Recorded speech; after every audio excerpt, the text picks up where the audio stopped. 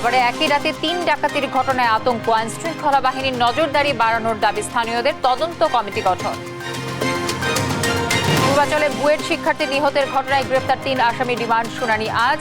Dope টেস্টে positive হওয়ায় আরেকটি মামলা। রাজধানীর গ্রিন লাইফ হাসপাতালে অবহেলার কারণে রোগীর মৃত্যুর অভিযোগে বিক্ষোভ, প্রলোভন দেখিয়ে ধামাচাপা দেওয়ার চেষ্টা। জুলাই আগস্ট অভ্যুত্থানের শহীদ ৮৫৮ জন, আহত ১১,৫৫১। প্রথম ধাপের খসড়া তালিকা প্রকাশ, যাচাই বাছাই অব্যাহত। এবং ব্রাহ্মণবাড়িয়ায় মিথ্যা মামলা ড্রাফট ছড়িয়ে ফায়দা লুটছে একটি চক্র, আন্দোলনে অংশগ্রহণকারী এবং প্রবাসীও রয়েছেন আসামি। শুনছিলেন সংবাদ শিরোনামগুলো। সংবাদ সকালে আপনাদের সঙ্গে রয়েছে আমি তানসিয়া জুথি। সাভারে একই রাতে ৩ ডাকাতির ঘটনায় এলাকায় আতঙ্ক বিরাজ করছে। এ ধরনের ঘটনা রোধে আইনশৃঙ্খলা বাহিনীর নজরদারি বাড়ানোর দাবি জানিয়েছে স্থানীয়রা। প্রশাসন বলছে যে জোরদার করা হচ্ছে পুলিশি তৎপরতা। ঘটনার তদন্তে গঠন করা হয়েছে কমিটি। দেওয়ান ইমনের তথ্য ও চিত্রে আরো জানাচ্ছেন আব্দুল্লাহ আল মারুফ। শুক্রবার রাতে ঢাকা থেকে আসা ওয়েলকাম পরিবহনের একটি গাড়িতে যাত্রী বেশে আগেই উঠেছিলেন ডাকাত দল। বাসটি সাভারের রেডিও কলোনি এলাকায় পৌঁছালে যাত্রীদের মারধর করে মালামাল লুটে নেয় তারা। ডাকাতদের ধারালো অস্ত্রের আঘাতে এ সময় আহত হয় অন্তত ৪ জন। একই রাতে আশুলিয়ার বঙ্গবন্ধু রোডে বরযাত্রীবাহী মিনিবাসেও ঘটে ডাকাতির ঘটনা। স্থানীয়রা জানান, গাছ ফেলে রাস্তা অবরোধ করে দুর্বৃত্তরা গাড়িতে থাকা সবাইকে মারধর করে সর্বস্ব লুটে নেয় তারা। অন্যদিকে আশুলিয়ার কাঠগড়া টঙ্গাবাড়ি আঞ্চলিক সড়কের দুর্গাপুর এলাকায় ঘটে আরও একটি ডাকাতির ঘটনা। প্রাইভেট কারের গতিরোধ করে ডাকাত দল, পরে লুটে নেওয়া হয় মালামাল। ডাকাতি হয়েছে, পরে গাড়ির গ্লাস দেখলাম, সামনের গ্লাস ভাঙ্গা, পিছনের গ্লাস ভাঙ্গা, আর সাইড দিয়ে এভাবে বাইরে বাইরে বাঁকা করে হালাইছে। পুলিশ আসলে, আইনের লোক আসলে দুই জায়গা থাকে, নিরাপদে আমরা শান্তিতে বসবাস করতে পারি। বাগান থেকে গাছ তুলিয়া রাস্তা ব্লক করিয়া অস্ত্রপাতি ধরিয়া যা জিনিস মালপত্র থাকে সব নিয়ে নেয় বাইর করিয়া। ঢাকা আরিচা মহাসড়কে সিএনবি আশুলিয়া সড়কের কলমা এলাকায় প্রতিনিয়ত ঘটছে ডাকাতির ঘটনা। এসব ঘটনায় মালামাল লুট করার পাশাপাশি হচ্ছে প্রাণহানি। সড়ক বাদে স্থাপন আর পুলিশের টহল বাড়ানোর ওপর জোর দিচ্ছে স্থানীয়রা। মাঝে মাঝে দেওয়াল টপকে আসে গ্লাস, গাড়ির গ্লাস ভাঙে আর চিন্তা মানে হয়, খুব আতঙ্কই থাকে। এখানে যে একটা পুলিশের ব্যবস্থা হইতো তাহলে আমাদের পক্ষে ভালো হইতো। রাতে রাস্তার মধ্যে গাছ ফেলানো হয় আধারের মধ্যে, মানে এদিক দিয়ে যদি লাইটের ব্যবস্থা করা হয় আর পুলিশ মোতায়েন করা হয় তাহলে আমাদের আসা যাওয়া সুবিধা হয় আর কি। রাত করে সিঙ্গেল দেয় 3-4 জনে, সিঙ্গেল দিয়ে লেজার লাইট আছে ওইটা ধরার পরে সিগন্যাল দেয়, সিগন্যাল দেওয়ার পরে বলে আমরা পুলিশের লোক, এগুলো বললে 3-4 জন উঠে কয় গাড়ি চাপাও। রাত্রি অনেক সময় গাছ কেটে ফেলে, আবার অনেক সময় কুয়াশার মধ্যে ইটু মারে, বিটি দাঁড়ায় থাকে বা ছেলে ফেলে সাইডে দাঁড়ায় থাকে, দেখা যায় না। হয়তো গাড়ি সোলোর মধ্যে ভাঙা মধ্যে যখন ব্রেক মারে তখন দৌড় মারি চলে আসে। ৩ ডাকাতির ঘটনায় তদন্ত কমিটি গঠন করা হয়েছে। পাশাপাশি পুলিশি তৎপরতা আরো জোরদার করা হবে বলে জানায় পুলিশ। যে জায়গায় আমরা যেগুলো ভালনারেবল সেখানে আমরা 24 ঘন্টা তৎপরতার মধ্যে থাকবে পুলিশ, যাতে আমরা আশা করি যে ভবিষ্যতে আর এরকম হবে না, অপ্রীতিকর ঘটনা ঘটবে না। ৩ ডাকাতির ঘটনার পর সড়ক মহাসড়কে বাড়ানো হয়েছে আইন শৃঙ্খলা বাহিনীর নজরদারি। নিউজ ডেস্ক, দেশ টিভি। পূর্বাঞ্চলে বুয়েট শিক্ষার্থী নিহতের ঘটনায় প্রাইভেট কারে থাকা ৩ জনের বিরুদ্ধে আরও একটি মামলা হয়েছে। ডোপ টেস্টে মাদক গ্রহণের প্রমাণ পাওয়ায় এ মামলা করা হয়। আজ আদালতে 3 আসামির রিমান্ড শুনানি হওয়ার কথা রয়েছে। এদিকে হত্যার বিচার দাবিতে শনিবারও বুয়েটে বিক্ষোভ করেছে তার সহপাঠীরা। এ সময় পুলিশের বিরুদ্ধে অসহযোগিতার অভিযোগ করে ঘটনার সুষ্ঠু বিচারে 5 দফা দাবি জানিয়েছে তারা। মোহাম্মদ সাকিবের রিপোর্ট। পূর্বাচল 300 ফিট সড়কের নীলা মার্কেট এলাকায় পুলিশের তল্লাশি চৌকিতে বৃহস্পতিবার দিবাগত রাত 3টায় প্রাইভেট কারের ধাক্কায় নিহত হয় বুয়েটের সিএসি বিভাগের 2য় বর্ষের ছাত্র মুহতাসিম মাসুদ। গুরুতর আহত হয় তার 2 সহপাঠী মেহেদী হাসান খান ও অমিত সাহা। এই ঘটনায় গাড়ি চালক সহ 3 জনকে আটক করে পুলিশ। গেল শুক্রবার নারায়ণগঞ্জ জেলা হাসপাতালে গ্রেপ্তার 3 জনের ডোপ টেস্ট করা হয়। তাদের 2 জনের শরীরে অ্যালকোহল ও গাঁজার উপস্থিতি পেয়েছেন চিকিৎসকরা। এদিকে সহপাঠীর মৃত্যুর সুষ্ঠু তদন্ত ও বিচার দাবি করে দ্বিতীয় দিনের মতো বিক্ষোভ করেছেন বুয়েটের শিক্ষার্থীরা। শুক্রবার দুপুরে সংবাদ সম্মেলন করে 5 দফা দাবি জানায় তারা। আমরা এই হত্যাকাণ্ডের দৃষ্টান্তমূলক শাস্তি দাবি করছি। ইতিমধ্যে আমরা দেখতে পাচ্ছি যে অভিযুক্তদের আইনজীবী গণমাধ্যমে বিভিন্ন রকমের বিভ্রান্তিমূলক তথ্য দিয়ে ঘটনাকে ধামাচাপা দেওয়ার চেষ্টা করছেন।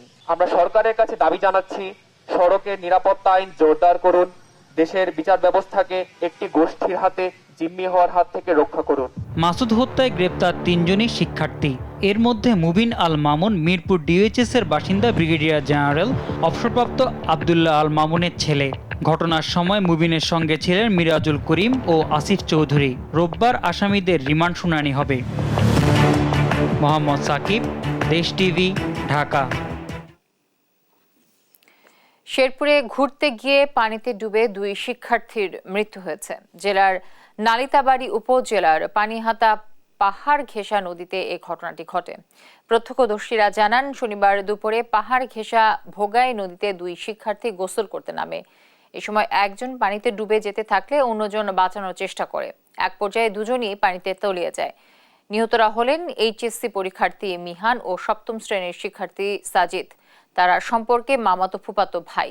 জামালপুর ফায়ার সার্ভিসের টিম লিডার সিদ্দিকুর রহমান জানান, খবর পেয়ে দ্রুত অনুসন্ধান শুরু করে ডুবুরিরা। এক পর্যায়ে নদী থেকে 2 শিক্ষার্থীর মরদেহ উদ্ধার করা হয়। গ্রিন লাইফ মেডিকেল কলেজ হাসপাতালে অবহেলাজনিত কারণে মোশাররফ হোসেন নামের এক রোগীর মৃত্যুতে বিক্ষোভ করেছে তার স্বজনরা। তাদের দাবি, চাকরি এবং টাকার প্রলোভন দেখিয়ে বিষয়টি ধামাচাপা দেওয়ার চেষ্টা করে হাসপাতাল কর্তৃপক্ষ। অভিযোগের বিষয়ে কোনো সদুত্তর দিতে পারেনি তারা। পরে পুলিশ ঘটনাস্থলে এলে পরিস্থিতি নিয়ন্ত্রণে আসে। ফজলে আদিত্যের রিপোর্টে বিস্তারিত। শনিবার দুপুরে গ্রিন লাইফ মেডিকেল কলেজ হাসপাতালে হার্টের বাইপাস সার্জারি করাতে আসেন হৃদরোগে আক্রান্ত মোশাররফ হোসেন। পরিবারের দাবি, হৃদরোগ ইনস্টিটিউটের বিভাগীয় প্রধান মঞ্জুরুল ইসলামের বাইপাস সার্জারি করার কথা থাকলেও অপারেশন থিয়েটারে ছিলেন অন্য চিকিৎসক। আমার রুগীকে বলতেছে, আমার কতক্ষণ পরে 10-15 মিনিট পরে আমার রুগীকে বলছে আপনার অপারেশন সাকসেসফুল। তার কিছুক্ষণ পরে সাকসেসফুল বলেই তারাই আবার বলতেছে কতক্ষণ পরে আমরা বাবার হার্ট পালস কিছুই পাওয়া যাচ্ছে না, আমার বাবা মারা গেছে। তো এখানে হলো আমার যতটুকু সন্দেহ, আমার ডাক্তারের অবহেলার ভুল চিকিৎসার কারণে আমার বাবা মারা গিয়েছে। ভুল চিকিৎসায় মোশাররফ হোসেনের মৃত্যুর অভিযোগে গ্রিন লাইফ মেডিকেল কলেজ হাসপাতালে বিক্ষোভ করে তার স্বজনরা। মোশাররফ হোসেনের মেয়ের দাবি, বিষয়টি সমঝোতা করতে চাকরি ও টাকার প্রলোভন দেখায় হাসপাতাল কর্তৃপক্ষ।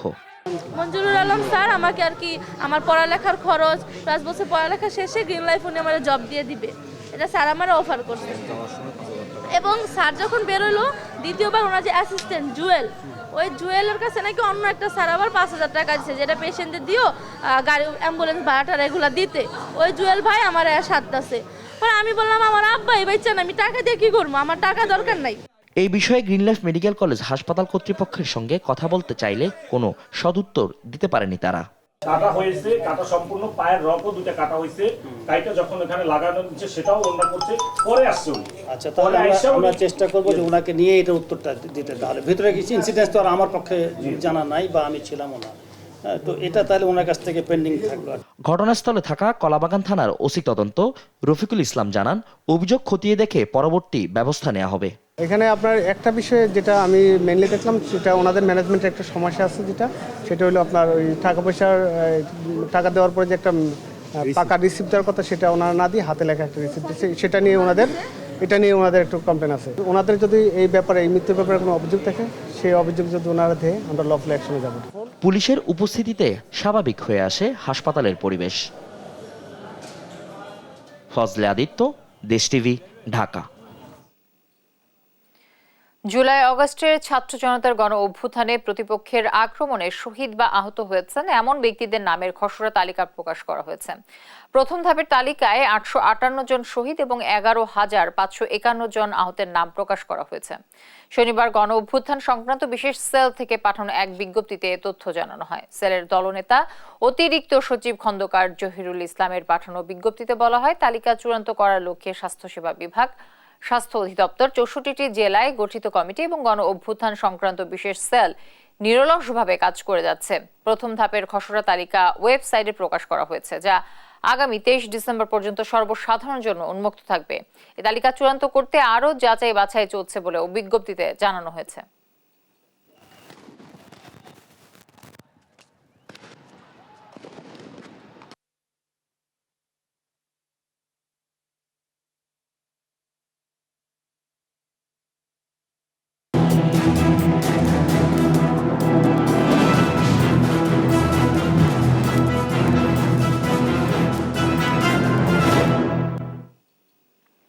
চব্বিশের বিপ্লবের ঘটনায় ব্রাহ্মণবাড়িয়ায় মিথ্যা মামলা ড্রাফট করে ছড়িয়ে দেওয়া হয়েছে সামাজিক যোগাযোগ মাধ্যমে, যা দিয়ে রমরমা বাণিজ্য করছে একটি চক্র। আন্দোলনে অংশগ্রহণকারী এবং বিদেশে থাকা ব্যক্তিদের করা হয়েছে আসামি। মিথ্যা মামলা বাণিজ্য ধারাবাহিকের আজ থাকছে চতুর্দশ পর্ব। অনুসন্ধান করেছেন ব্রাহ্মণবাড়িয়া প্রতিনিধি মেহেদি নূর, জানাচ্ছেন এম এ আজিম। ওষুধ ব্যবসায়ী মোবারকের নাম ও তার স্বাক্ষর জালিয়াতি করে করা একটি ভুয়া মামলার কপি সামাজিক যোগাযোগ মাধ্যমে ছড়িয়ে বাণিজ্য করছে একটি মহল। বিপাকে থানায় জিডি করে নিজেকে বাঁচানোর চেষ্টা করছেন তিনি। আমি আসলে মূলত ওষুধের ব্যবসা করি আজকে 20 বছর যাবত। কোনো রাজনীতির সাথে জড়িত না, কোনো কেউর সাথে আমি কোনো চলাচল নাই। এখন কিছু চক্র আমার নাম দিয়ে সেটা ওই বিভিন্ন রাজনৈতিক নেতাদের নামে মামলা দিয়ে আমাকে বাদী দিয়ে আসলে এই বিভিন্ন ফেসবুকের মাধ্যমে আমার ছড়াই দিছে। আসলে এই ব্যাপারে আমি জানি না কিছু।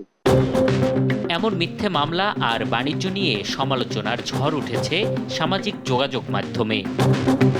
5 আগস্টের পর একাধিক মামলায় আসামি হয়েছেন অনেক নিরীহ মানুষ। অনেকেই দেশে না থেকেও হয়েছেন আসামি। এখন শিকার হচ্ছেন অব্যাহতির নামে চাঁদাবাজির। আমি প্রবাসে থাকি এবং আমরা কোনো রাজনীতির সাথে কোনো জড়িত নাই। আওয়ামী লীগ, বিএনপি কোনো পার্টির সাথে আমরা জড়িত নাই। 5 আগস্ট যে ঘটনা হয়েছে, ঘটনার ইয়াতে আমাদেরকে মামলায় ঢোকাই দিছে। আমার ভাইগনা শহীদুল ইসলাম, ওর নামে একটা মিথ্যা মামলা দিয়ে হয়রানের শিকার হয়েছে। সে আদৌ হয়তো বাড়ি ঘরে থাকতে পারে না, ভয়ভীতি আছে। হ্যাঁ, কোন সময় তার অ্যারেস্ট করে নেওয়া যায়, কিন্তু সে তো একটা স্বচ্ছ ব্যক্তি। হ্যাঁ, তার বিরুদ্ধে এই ধরনের মিথ্যা মামলা যেটা হয়রানিমূলক, এবং আমরা তো এটাতে হয়তো দুঃখ প্রকাশ করি। আন্দোলনে অংশগ্রহণ করেও মামলার আসামি হয়েছেন বিএনপি, জামাত ও হেফাজত ইসলামের নেতাকর্মীরা। এমন হয়রানি বন্ধে সরকারের পদক্ষেপ চাইছেন তারা। 5 আগস্টের পরে যে মামলাগুলো হয়েছে, এগুলা কিন্তু বাদী বিএনপির লোক না, ঠিক আছে? এই বাদীগুলা যাদের পরিবার নিহত হয়েছে বিভিন্ন সময় আর কি। আর ব্রাহ্মণবাড়িয়ার প্রেক্ষাপটটা ভিন্ন। আমাদের এখানে আপনারা জানেন যে এই হেফাজতের আমাদের প্রায় 17 জন আলেম ওলামারে এই ফ্যাসিস্ট সরকার আমি বলি হত্যা করেছে বিভিন্ন সময়। তো আমি আমার জীবনে প্রথম থেকে বিএনপি রাজনীতির সাথে জড়িত। এই 15 বছর আওয়ামী লীগের রাজনৈতিক আমলে আমি অনেক হয়রানির শিকার হয়েছি, মামলা হকাইছি। 28 অক্টোবর ঢাকা যে আন্দোলন হয়েছিল, ওই আন্দোলনে আমি অংশগ্রহণ করি।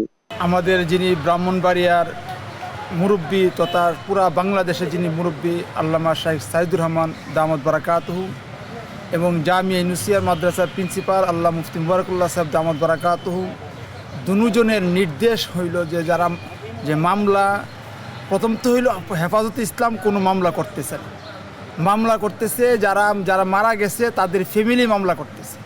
যেমন কাহারু বাবা, কাহারু ভাই, কাহারু বোন মামলা করতেছে। তো এটা নিয়ে যারা একেবারে নির্দোষ ব্যক্তিদেরকে যে মামলার মধ্যে জড়াইতেছে, এটা অত্যন্ত দুঃখজনক।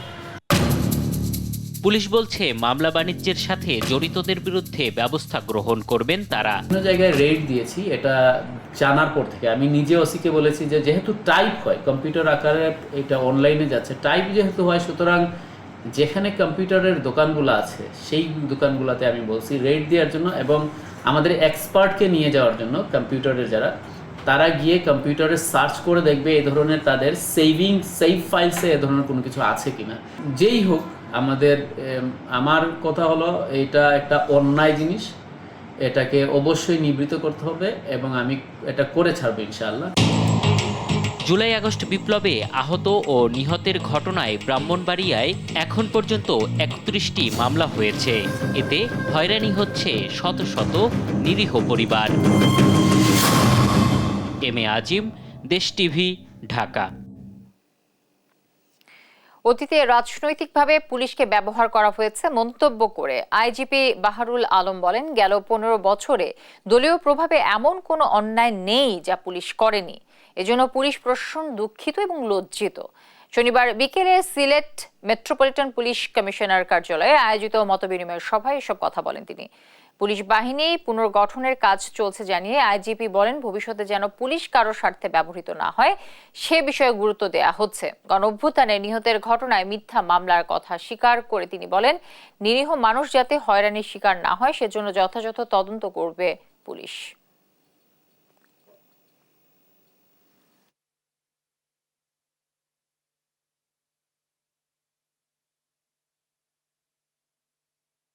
কুপ্রভাব থেকে যেন আমরা মুক্ত হতে পারি, যেটা আপনার এই গত 15 বছরে আমরা দলীয় ভাবে আমাদের উপরে প্রভাব এত বেশি, কুপ্রভাব এত আসছে যে আমরা হেন অন্যায় নাই আমরা করি নাই, আপনারা জানেন আমরাও জানি, এবং এটার জন্য আমরা অবশ্যই আমরা অত্যন্ত দুঃখিত, অত্যন্ত লজ্জিত। আমরা পুলিশ এত নির্মম হতে পারে এটা আমাদেরও, আমি ব্যক্তি হিসেবে আমিও কখনো ধারণা করতে পারি না যে দিস উই ক্যান ডু। ফ্যাসিবাদের পতনের মধ্য দিয়ে বিএনপির এক দফা দাবি পূরণ হলেও যতদিন জনগণের ভোটের অধিকার নিশ্চিত না হচ্ছে ততদিন গণতন্ত্র প্রতিষ্ঠিত হবে না বলে মন্তব্য করেছেন বিএনপির স্থায়ী কমিটির সদস্য নজরুল ইসলাম খান। শনিবার বিকেলে গুলশান কার্যালয়ের সমসাময়িক রাজনীতি, আগামী নির্বাচন ও পঞ্চদশ সংশোধনী সহ দেশের রাজনৈতিক পরিস্থিতি নিয়ে লিয়াজ কমিটির বৈঠকে শেষে এসব কথা বলেন তিনি। এই সময় বিএনপির সঙ্গে যুগপৎ আন্দোলনে অংশগ্রহণকারী দলের নেতাদের দাবি, সরকার যেভাবে নির্বাচনের রোড ম্যাপ দিয়েছে তা গ্রহণযোগ্য নয়। দাবির একটা অংশ পূরণ হয়েছে, আর একটা অংশ যত দ্রুত পূরণ হয় সেই জন্যই কিন্তু আমরা সবাই কথা বলি, আলোচনা করি, সভা সমাবেশ করি এবং আলোচনা করি। ফ্যাসিবাদ বিরোধী যে রাজনৈতিক শক্তিসমূহ দীর্ঘদিন যাবৎ যে আন্দোলন করে এসেছে, আমাদের সেই আন্দোলনের এবং সেই ঐক্যের প্রয়োজনীয়তা ফুরিয়ে যায় নাই। সুনির্দিষ্টভাবে নির্বাচনের ডেট তারিখ দিতে হবে, এবং আমরা এটাও চাই যে সংস্কারের নামে কালক্ষেপণ করে নির্বাচন দেরি করা ঠিক হবে না। দেশের সংখ্যাগুরু সংখ্যালঘু বলে কিছু নেই, সবাই এদেশের গর্বিত নাগরিক, এমন মন্তব্য করেছেন জামায়াত ইসলামীর আমির ডক্টর শফিকুর রহমান। শনিবার সকালে মৌলভীবাজার শনিবার সরকারি উচ্চ বিদ্যালয় মাঠে কর্মী সম্মেলনে তিনি কথা বলেন। ভারতের উদ্দেশ্যে তিনি বলেন, নিজেরা শান্তিতে থাকুন, বাংলাদেশকেও শান্তিতে থাকতে দিন। বাংলাদেশ যুগ যুগ ধরে সাম্প্রদায়িক সম্প্রীতির দেশ, মানুষ তা প্রমাণ করেছে। প্রতিবেশীর প্রতি সম্মানটাকে বলতে চাই, আপনারা শান্তিতে থাকুন, আমরা চাই, আমাদেরকে আপনারা শান্তিতে থাকতে দিন। আপনাদের পাক করে কি পাঠাবেন আমরা জিজ্ঞাসা করি না, আমাদের পাক করে উঁকি মেরে তাকানোর চেষ্টা করবেন না। আমাদেরকে আপনারা সাম্প্রদায়িক সম্প্রীতির কথা বলেন, ভালো, আপনাদের নিজের চেহারা আয়নাতে একটু এর আগে দেখে নেন। আপনারা সেখানে যাদেরকে মাইনরিটি বলেন তাদের সাথে আপনারা কি আচরণ করেন। আমাদেরকে সাম্প্রদায়িক সম্প্রীতির স্বভাব দিতে হবে না। যুগ যুগ ধরে এই দেশ সাম্প্রদায়িক সম্প্রীতির দেশ। নানা সমস্যায় জর্জরিত কুষ্টিয়ার দৌলতপুর উপজেলার একমাত্র স্বাস্থ্য কমপ্লেক্সটি। 50 শয্যার এই হাসপাতালে 25 জন চিকিৎসক থাকার কথা থাকলেও আছে মাত্র 6 জন। নেই প্রয়োজনীয় পরীক্ষা নিরীক্ষার ব্যবস্থা। এই কারণে চরম ভোগান্তি পোহাতে হচ্ছে রোগী ও স্বজনদের। ইরফান রানার ক্যামেরায় কুষ্টিয়া থেকে নাহিদ হাসান তিতাসের রিপোর্ট। সীমান্তবর্তী উপজেলা কুষ্টিয়ার দৌলতপুর। এই উপজেলায় বসবাস 8 লক্ষ মানুষের। বৃহত্তর এ জনগোষ্ঠীর চিকিৎসা সেবার একমাত্র ভরসা 50 শয্যা বিশিষ্ট উপজেলা স্বাস্থ্য কমপ্লেক্স। তবে দীর্ঘদিন ধরে দালালের দৌরাত্ম্য ও চিকিৎসক সংকট সহ নানা সমস্যায় জর্জরিত এ হাসপাতালটি। এতে কাঙ্ক্ষিত সেবা থেকে বঞ্চিত হচ্ছে এ অঞ্চলের সাধারণ মানুষ। 50 শয্যা বিশিষ্ট স্বাস্থ্য কমপ্লেক্স হলেও এখানে গাইনি, অর্থোপেডিক্স, সার্জারি সহ ইএনটি বিভাগের নেই কোনো বিশেষজ্ঞ চিকিৎসক। 25 জন চিকিৎসক থাকার কথা থাকলেও রয়েছে মাত্র 6 জন। প্রায় 1 যুগ ধরে বন্ধ রয়েছে এক্স-রে বিভাগ। সংকট রয়েছে বিভিন্ন চিকিৎসা সরঞ্জামেরও, ফলে প্রতিনিয়তই চরম ভোগান্তির শিকার হচ্ছে রোগী ও স্বজনেরা। হাড়ের ডাক্তার নাই, হার্টের ডাক্তার নাই, এসব ডাক্তারগুলো আমাদের প্রয়োজন। তারপরে এক্সরে করার মেশিন আমাদের নাই, সেই মেশিনের প্রয়োজন। এখন হাসপাতালের সেবা কিছুই আমরা পাইনি, খালি কাটি দিছে, ভর্তি হওয়ার সিস্টেম খালি। এখানে চিকিৎসা নিতে আসা রোগীদের বেশিরভাগ পরীক্ষা নিরীক্ষাই করতে হয় বাইরে থেকে। দালালদের দৌরাত্মে গুনতে হয় বাড়তি টাকাও। সম্পূর্ণ দালাল মুক্ত এবং সিন্ডিকেট মুক্ত হসপিটাল চাই, যেখানে দালাল ছাড়া কোনো কাজ নাই। তবে হাসপাতাল কর্তৃপক্ষ বলছে নানা প্রতিকূলতার মধ্যেও সর্বাত্মক চিকিৎসা সেবা নিশ্চিত করার চেষ্টা করে যাচ্ছেন তারা। এখানে আমার গাইনি কনসালটেন্ট নেই, তারপরে অর্থোপেডিক্স কনসালটেন্ট নেই, সার্জারি কনসালটেন্ট নেই, ইএনটি নেই। আর জনবল সংকট সহ সকল সমস্যা দ্রুত সমাধানের আশ্বাস জেলা সিভিল সার্জনের। চিকিৎসক সংকট আমি বলবো না, কিছুটা স্বল্পতা রয়েছে। তৃতীয় চতুর্থ শ্রেণীর কর্মচারীদের স্বল্পতা রয়েছে, যেটার ইতিমধ্যে কিন্তু আমরা সার্কুলার দিয়েছি, নিয়োগ প্রক্রিয়াধীন রয়েছে এবং নিয়োগটা সম্পূর্ণ হলে এই স্বল্পতা দূর হয়ে যাবে। 8 লক্ষ মানুষের চিকিৎসা সেবার একমাত্র স্বাস্থ্য কমপ্লেক্সটির সকল সমস্যা নিরসনে দ্রুতই কার্যকরী পদক্ষেপ নেবে কর্তৃপক্ষ, এমনটাই প্রত্যাশা এ অঞ্চলের জনসাধারণের। নাহিদ হাসান তিতাস, দেশ টিভি, কুষ্টিয়া। একটি সেতুর অভাবে চরম দুর্ভোগ পোহাচ্ছেন কুড়িগ্রামের 5 গ্রামের কমপক্ষে 25,000 মানুষ। ঝুঁকি নিয়ে বাঁশের তৈরি সাঁকো দিয়ে পারাপারে ঘটছে দুর্ঘটনা। বছরের পর বছর সেতু নির্মাণের দাবি জানিয়েও কোনো লাভ হয়নি, আর বরাবরের মতোই সেতু নির্মাণের আশ্বাস দিয়েছে প্রশাসন। কুড়িগ্রাম থেকে সহকর্মী জুয়েল রানার তথ্য ও ছবিতে টুম্পা আফরোজের রিপোর্ট।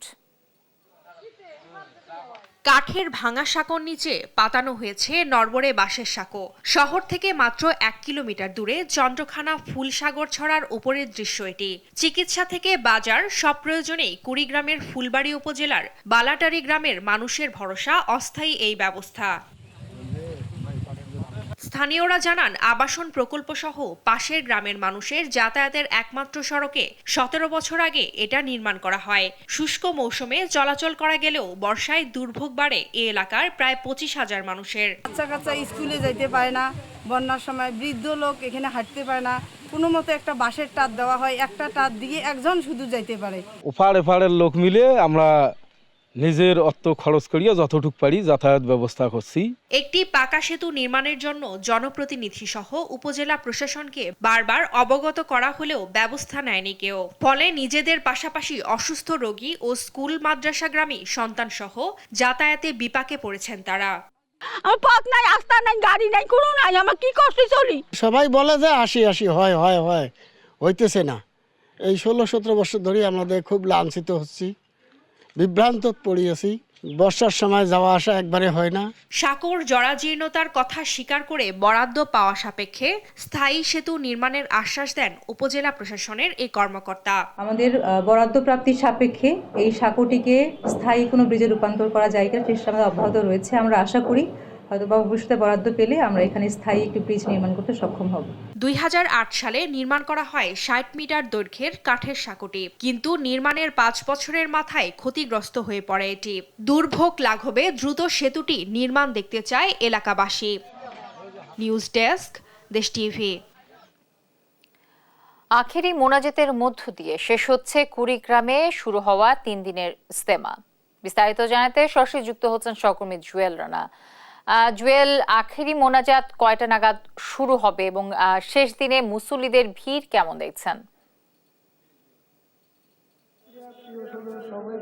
জ্যোতি, প্রতি বছরের ন্যায় এবারও কিন্তু কুড়িগ্রাম সদরের ধল্লা ব্রিজ পূর্ব পারে ফজলুল করিম জামিয়া ইসলামিয়া মাদ্রাসা ময়দানে কিন্তু এই 3 দিন ব্যাপী যে ইজতেমা সেটি কিন্তু গত বৃহস্পতিবার জোহরের নামাজের পর থেকে কিন্তু শুরু হয়েছে। আজ কিন্তু শেষ দিন, অর্থাৎ এই মুহূর্তে কিন্তু আখেরি মুনাজাত চলছে। আপনাকে যদি একটু দেখাতে চাই, এই ঠান্ডা উপেক্ষা করে কিন্তু হাজার হাজার মানুষ তারা কিন্তু এই ইজতেমা ময়দানে আসলে যোগ দিয়েছে। এছাড়া কুড়িগ্রাম, লালমনিরহাট এবং গাইবান্ধা, রংপুর সহ বিভিন্ন জেলা এবং দেশের বিভিন্ন প্রান্ত থেকে কিন্তু মুসল্লিরা আসলে এই ইজতেমা ময়দানে আসলে এই যোগ দিয়েছেন। এছাড়াও আপনাকে জানিয়ে রাখি, এই মুহূর্তে কিন্তু প্রচুর কুয়াশায় আসলে চারদিক ঢেকে আছে। সেই কুয়াশা উপেক্ষা করে কিন্তু এখানকার যারা মানে আশেপাশের যারা মানুষ রয়েছে, রাস্তাঘাট এবং ময়দান রয়েছে সেটি কিন্তু কানায় কানায় পূর্ণ হয়েছে। আমি যদি একটু দেখাতে চাই, অনেক মুসল্লি কিন্তু এই মুহূর্তে আসলে দোয়া পরিচালনা করছেন মোহাম্মদ রেজাউল করিম পীর সাহেব চরমনাই। তিনি সেই দোয়ায় কিন্তু অনেকে আসলে কান্নায় ভেঙে পড়ছেন, তারা কিন্তু দোয়া আসলে করছেন। আপনাকে যদি দেখাতে যাই, আমি এই মুহূর্তে আছি ধল্লা ব্রিজের উপরে। ধল্লা ব্রিজে কিন্তু অসংখ্য যে মুসল্লি রয়েছে তারা কিন্তু বসে আসলে ইজতেমা ময়দানে জায়গা না পাওয়ার কারণে কিন্তু তারা কিন্তু এই ব্রিজের মধ্যেও বসে আসলে দোয়া পরিচালনা করছেন। এছাড়াও এই ইজতেমা প্রতি বছরের ন্যায় এই ধল্লা ব্রিজ পূর্ব পাড়ে এই ফজলুল করিম জামিয়া ইসলামিয়া ময়দানে পরিচালিত হয়। এবারও কিন্তু বাংলাদেশ যে মুজাহিদ কমিটি রয়েছে, সেই মুজাহিদ কমিটির আয়োজনে চরমনাইয়ের এই 3 দিন ব্যাপী ইজতেমা গত বৃহস্পতিবার শুরু হয়েছে। আজ কিন্তু আখিরি মোনাজাত হচ্ছে। এই আখিরি মোনাজাতের মধ্য দিয়ে কিন্তু ইজতেমা শেষ হবে। জ্যোতি, আমাদের সহকর্মী কুড়িগ্রাম থেকে জুয়েল রানা যুক্ত ছিলেন।